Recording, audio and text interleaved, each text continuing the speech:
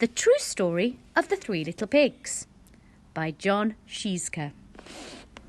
Everybody knows the story of the Three Little Pigs. Or at least they think they do. But I'll let you in on a little secret. Nobody knows the real story because nobody has ever heard my side of the story. I'm the wolf. Alexander T. Wolf. You can call me Al.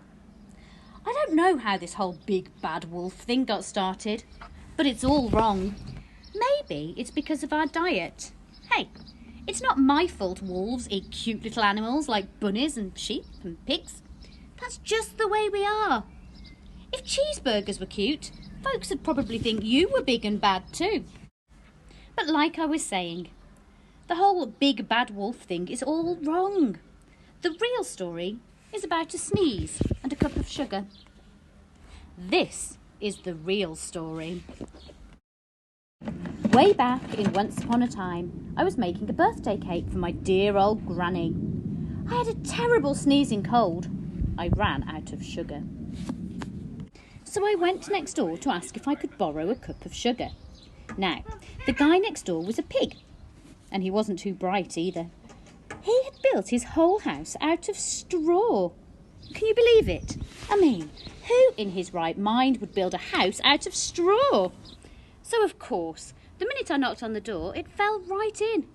I didn't want to just walk into someone else's house. So I called, "Little pig, are you in?" No answer. I was just about to go home without the cup of sugar for my dear old granny's birthday cake. That's when my nose started to itch. I felt a sneeze coming on. Well, I huffed and I snuffed and I sneezed a great sneeze. And you know what? The whole darn straw house fell down. And right in the middle of the pile of straw was the first little pig. Dead as a doornail. He'd been home the whole time. It seemed like a shame to leave a perfectly good ham dinner lying there in the straw. So I ate it up. Think of it as a big cheeseburger, just lying there. I was feeling a little better, but I still didn't have my cup of sugar, so I went to the next house. The guy who lived there was the first little pig's brother. He was a little smarter, but not much. He had built his house out of sticks. I rang the bell on the stick house. Nobody answered.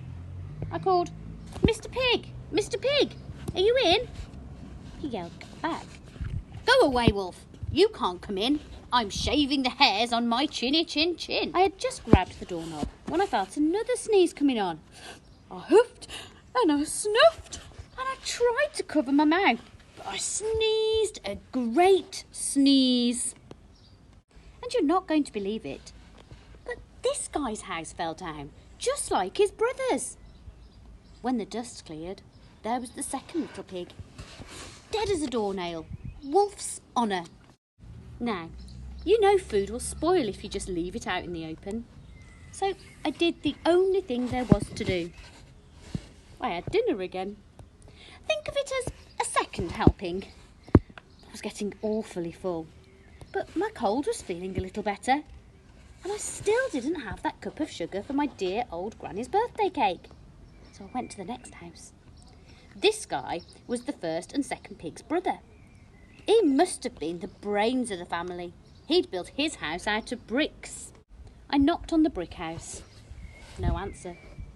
I called, "Mr. Pig, are you in?" And do you know what that rude little porker answered? "Get out of here, wolf. Don't bother me again." Talk about impolite. He probably had a whole sack full of sugar, and he wouldn't give me even one little cup for my dear sweet old granny's birthday cake. What a pig! I was just about to go home and maybe make a nice birthday card instead of a cake when I felt my cold coming on. I huffed and I snuffed and I sneezed once again. Then the third little pig yelled, "And your old granny can sit on a pin." Now, I'm usually a pretty calm fellow, but when somebody talks about my granny like that, I go a little bit crazy.